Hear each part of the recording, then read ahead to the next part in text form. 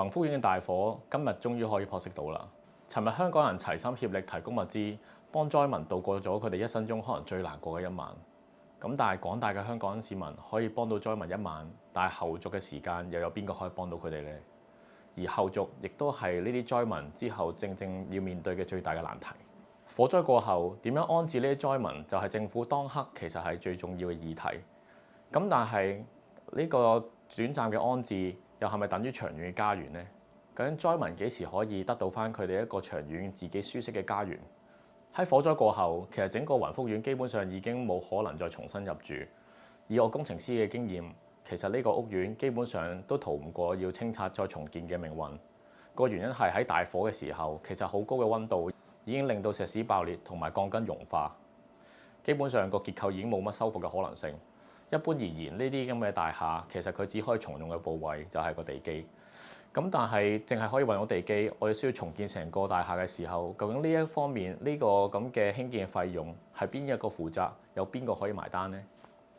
我哋講翻少少以前嘅歷史啊。其實喺香港咁耐以嚟咧，大部分發生嘅火燭都係喺工業地區，其實甚少喺啲居住嘅居民嘅地方啦，或者居民嘅大廈上面有啲咁嘅火警發生。甚至乎以前發生過嘅案例，其實都可能係啲劏房嘅單位，只係 localize 可能某幾格戶嘅劏房，可能佢發生火警，通常都對個大廈結構唔係太大影響。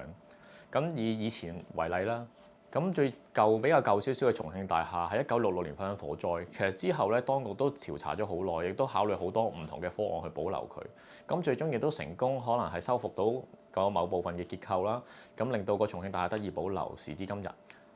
咁較為近期嘅，好似喺淘大嘅時昌迷你倉，咁當年2016年發生咗火災之後咧，其實時昌迷你倉之後咧，都基本上冇可能重用翻。咁因為嗰陣時係恒基係一個大業主，咁所以佢可以決定去回收翻再重建，去向當局申請翻。咁到時至今日咧，變咗而家嘅浩日啦，咁啱啱推出嘅單位嘅。咁但係以宏福苑呢個 case 咁講，佢冇一個大業主喺度，大部分都係一啲小業主，佢哋花畢生嘅積蓄去買咗佢嘅單位。咁之後而家可能仲孭緊一條可能係供緊樓嘅債務。咁究竟佢邊度有錢可以去再重新承擔一個重建嘅費用呢？講到呢度，可能我哋大家會諗，政府出手咪可以咯？其實政府佢哋賣出嚟只係買一個土地嘅使用權，佢冇責任要承擔成個土地再重新興建樓宇嘅費用。咁而家為止啦，咁大部分嘅業權應該都係散落喺個別嘅業主手上。如果佢哋需要再重建，唯一可以寄望嘅就係佢手上份保險。除此以外啦，當然承建商都可能有佢嘅責任啦。咁大維修嘅承建商可能係因為佢疏忽而引致到個火燭。咁而呢個火燭，如果係佢疏忽引致，當然佢哋要負責翻之後嘅賠償。但係即係承建商係一間有限公司，佢清咗本，究竟可以邊個揾佢算賬？有邊個可以揾翻條數，可以俾翻啲受害者，佢哋可以重建佢家園？答案係可能冇。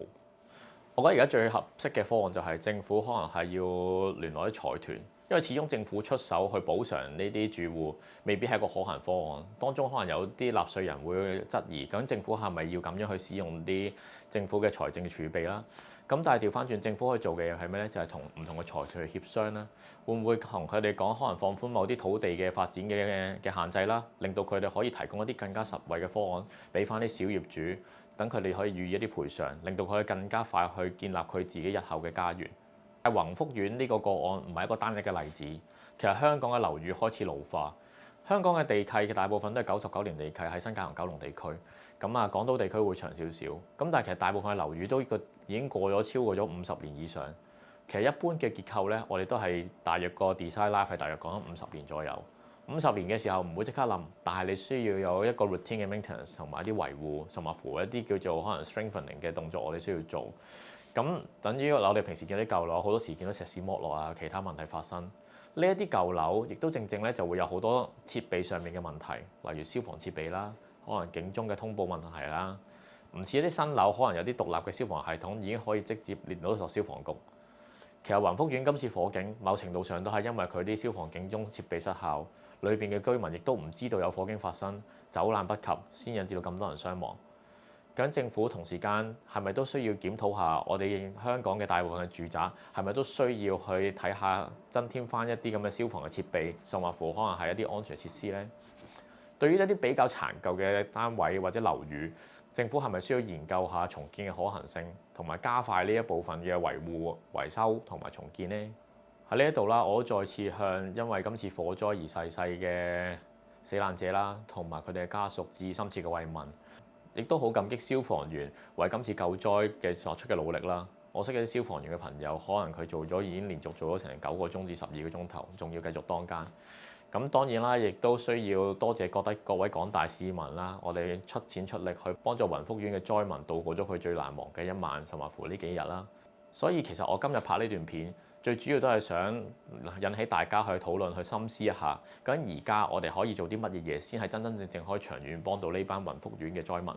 咁如果大家有大家嘅渠道，大家不妨可以向政府發聲，向區議員發聲，甚至乎唔同嘅地方發聲。希望政府又好，財團又好，除咗捐錢之外，究竟佢哋可唔可以做多啲更加實際嘅嘢，可以幫到我哋雲福苑嘅災民？咁等佢哋之後可以重新過翻個正常嘅生活呢。咁喺災難過去之後，希望大家都可以繼續出錢出力，或者用你哋嘅方法去幫助受災人士，同埋避免呢咁嘅災難再次發生。